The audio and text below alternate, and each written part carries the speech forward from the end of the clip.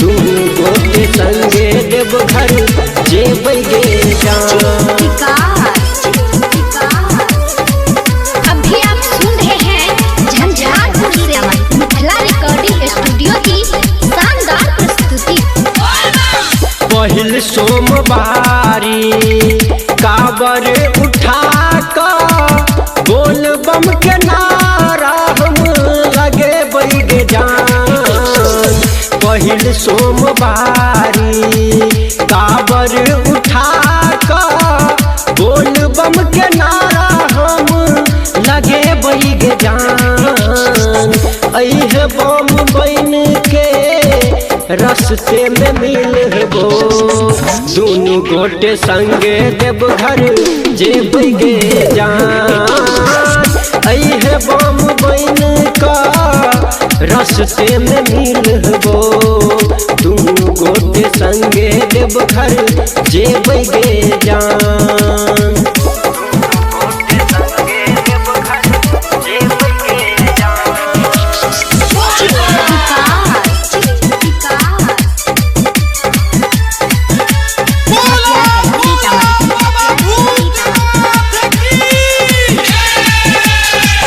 सुल्तानगंज में जल भरबै साथे साथे सुइया पहाड़ पर चढ़ब पकड़ के हाथे। सुल्तानगंज में जल भरबै साथे साथे सुइया पहाड़ पर चढ़ब पकड़ के हाथे। बोल बम नारा लगबते रहब भोला पर से ध्यान नहीं हटबै गे जान।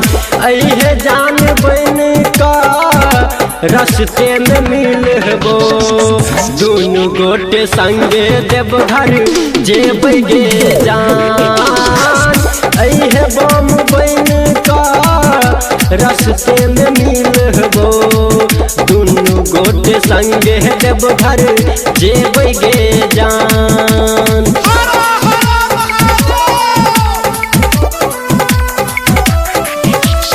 अभी आप सुन रहे हैं झंझारपुर से मिथिला रिकॉर्डिंग स्टूडियो की शानदार प्रस्तुति।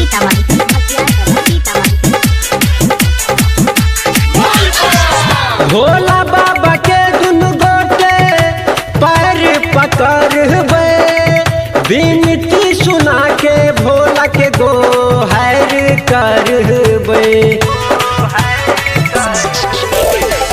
भोला बाबा के दुनु गोटे पैर पकड़बै विनती सुना के भोला के गोहर करबै। विकास राजा के विनती सुनियो भोला दानी सुमन के संगे गलाबे एबै गे जान। अइहा बम बन के रस्ते में मिलबो दुनु गोटे संगे देव घर जेबै गे जान। अइहे जान बन के रस्ते में मिलबो दुनु गोटे संगे देव घर जेबै गे जान। Presented by Mithila recording studio.